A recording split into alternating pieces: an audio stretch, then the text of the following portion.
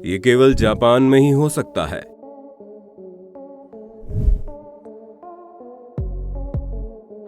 Scientific और modern age में foreign culture ने डेवलपमेंट के ऐसे ऐसे माइलस्टोन सेट किए हैं जिनके बारे में देखकर ये इंस्पिरेशन मिलती है कि कुछ वैसा ही हम भी करें और कुछ वैसा ही हमारे देश में भी हो।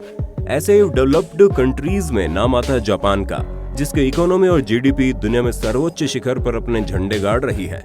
जापान में परमाणु हमले के बाद सबसे बड़ी सुनामी की त्रासदी आई थी और इन तमाम समस्याओं से जूझते हुए अपने लाइफस्टाइल और कंट्री को सबसे आगे खड़ा किया है इसने।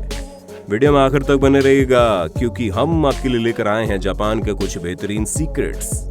आइए चलते हैं जापान की मॉडर्न टेक्नोलॉजी देखने। स्मार्ट ब्रा।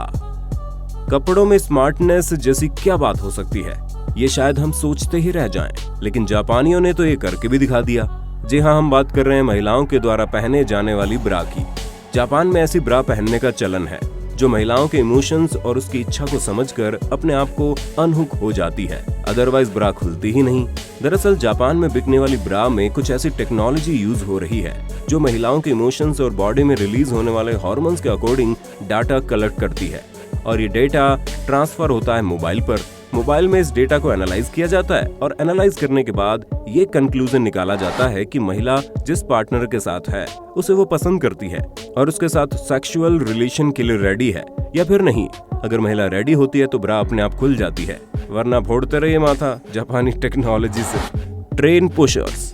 बढ़ती जनसंख्या की वजह से पब्लिक ट्रांसपोर्ट पर बड़ा प्रेशर पड़ता है, खास तौर से अगर हम बात करें मुंबई की। लोकल ट्रेनों में ट्रैवल करने वाली भीड़ तो आपने देखी होगी, बट पॉपुलेशन ग्रोथ केवल हमारे देश की समस्या नहीं है, बल्कि जापान में भी आपको ये प्रॉब्लम नजर आएगी। जापान के मेट्रो स्टेशनों में पीक आवर्स में वर्ष में कुछ इस तरह की भीड़ होती है और बुलेट की रफ्तार से दौड़ती वहां की ट्रेनों में गलती की कोई गुंजाइश नहीं होती। ना ही मुंबई की लोकल ट्रेनों की तरह इन ट्रेनों में लटक कर कोई यात्रा कर सकता है। तब इस ओवर क्राउड को कंट्रोल करने के लिए ट्रेन पुशर्स को लगाया जाता है, जिनका काम होता है पब्लिक को ट्रेन के भीतर धक्का देकर अंदर करना, ताकि ट्रेन के चलने से पहले डोर बंद हो जाए। बस का यू टर्न। अगर किसी कंजेस्टेड स्ट्रीट में कोई बड़ी सी बस आ जाए तो उसके टर्न होने की जगह नहीं रहती, लेकिन क्या हो अगर बस को अपनी जगह पर खड़े खड़े ही किसी भी डायरेक्शन में टर्न किया जा सके। तो भैया ये देखिए यहाँ क्या हो रहा है, ये बस तो अपनी जगह पर ही खड़े खड़े ही घूम गई। जापान की सड़कों में ऐसी टेक्नोलॉजी मौजूद है जहां एक बस खड़े खड़े अपनी जगह पर यू टर्न ले लेती है या फिर लेफ्ट या राइट टर्न लेकर आगे बढ़ सकती है। Advance school. जापान के स्कूल काफी एडवांस है, जो बच्चों को बचपन से ही साफ सफाई की ट्रेनिंग देते हैं। यहाँ स्कूलों में कोई सफाई कर्मचारी नहीं होते, लिहाजा स्कूल की सारी साफ सफाई बच्चे और टीचर मिलकर करते हैं। जापान में 10 साल की उम्र तक बच्चों का कोई भी एग्जाम नहीं लिया जाता, बल्कि उनकी सीखने की एबिलिटी को परखा जाता है। साथ ही उन्हें बचपन से ही गुड मैनर्स और एटिकेट सिखाए जाते हैं ताकि आगे चलकर वो ईमानदार और मेहनती इंसान बने। स्कूलों में बच्चों को लंच दिया जाता है। यहाँ इस्तेमाल की जाने वाली सब्जियां भी स्कूल में ही उगाई जाती हैं। इसके बाद टीचर और बच्चे मिलकर भोजन करते हैं। एक दूसरे के साथ किस तरीके का व्यवहार करना है ये बच्चे बचपन से ही सीखते हैं। Advance train. जापान की बुलेट ट्रेन जो 300 किलोमीटर प्रति घंटे से अधिक की रफ्तार से ट्रैवल करती है, जब पटरी पर से होकर गुजरती है तो इन पटरियों में कोई वाइब्रेशन नहीं होता। ये ट्रेन अक्सर हाई राइज बिल्डिंग के करीब से होकर गुजरती है। इसके बावजूद बिना किसी आवाज और वाइब्रेशन के ट्रेन बिल्डिंग के करीब से या फिर उसके नीचे से होकर गुजरती है। ट्रेन के कोच के भीतर का कंफर्ट भी कमाल का है। आप देख सकते हैं किस तरह भीतर की सीट रोटेट होती है। Cuddle cafe. डेवलपमेंट के साथ साथ जापान में लोनलीनेस की समस्या भी बढ़ती चली जा रही है। लोग अकेलापन महसूस करते हैं और अपने आप को एंगेज रखने के लिए कोई डिजिटल गर्लफ्रेंड बनाता है या फिर कोई प्लास्टिक की डॉल के साथ सोता है। लेकिन तब भी अगर आप अपने आप को अकेला महसूस करते हैं, तब जापान में ऐसे ऐसे कैफे मौजूद हैं जहां आप अपनी पसंद की लड़की के साथ कुछ वक्त बिता सकते हैं, उसके साथ कडल कर सकते हैं, बट नो सेक्स। जी हाँ, आप अपने मन का बोझ हल्का करने के लिए यहाँ समय बिता सकते हैं और इसके लिए आपको जेब भी हल्की करनी पड़ेगी। Plastic food. अक्सर रेस्टोरेंट में ऐसा होता है कि जो फूड आइटम आपको दिखाया जाता है वो प्लेट में सर्व किए गए फूड आइटम से काफी डिफरेंट होता है, लेकिन जापान के रेस्टोरेंट्स में आपको वही फूड सर्व किया जाता है जो मेनू में आपको दिखाई देता है।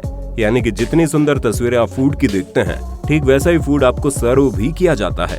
यहाँ पर फूड आइटम का एक प्लास्टिक मॉडल सजा रहता है, जिसे देखने के बाद आप उसे खाने का डिसीजन लेते हैं। Smart toilet.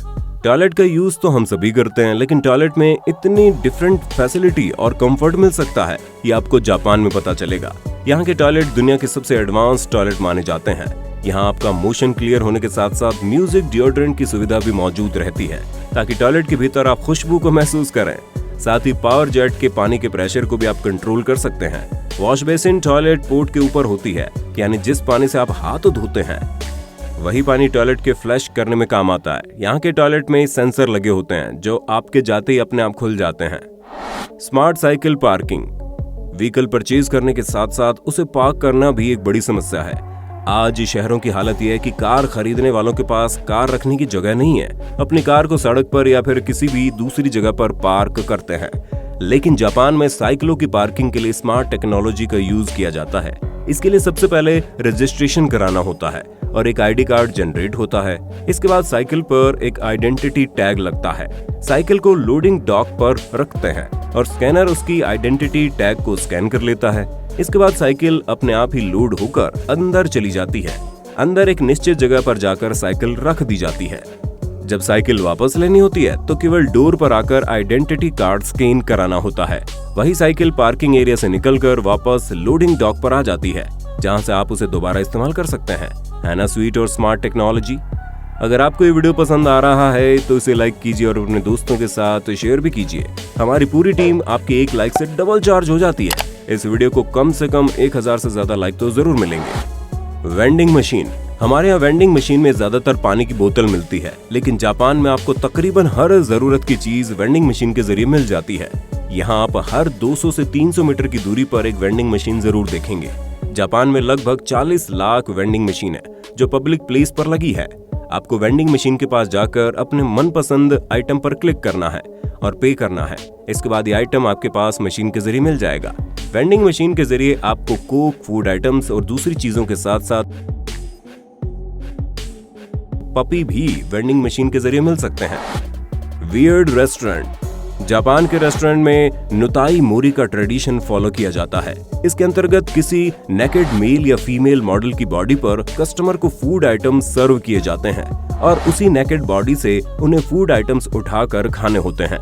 उसके लिए मॉडल को ट्रेनिंग दी जाती है और घंटों तक एक ही कंडीशन में बिना हिले वो रह सकते हैं। टेबल पर लेटी हुई लड़की के ऊपर आपका पसंदीदा फूड आइटम्स मौजूद होता है, उसे आपको वहीं से उठाकर खाना होता है। ये आपको खाने के साथ साथ एक डिफरेंट फीलिंग देता है। दोस्तों, कैसे लगे आपको जापान के फैक्ट? उम्मीद करते हैं वीडियो आपको पसंद आया होगा। अपने व्यूज हमें कमेंट बॉक्स में लिखकर जरूर बताएं। बहुत जल्दी मिलते हैं नए वीडियो में। जय हिंद, जय भारत, वंदे मातरम।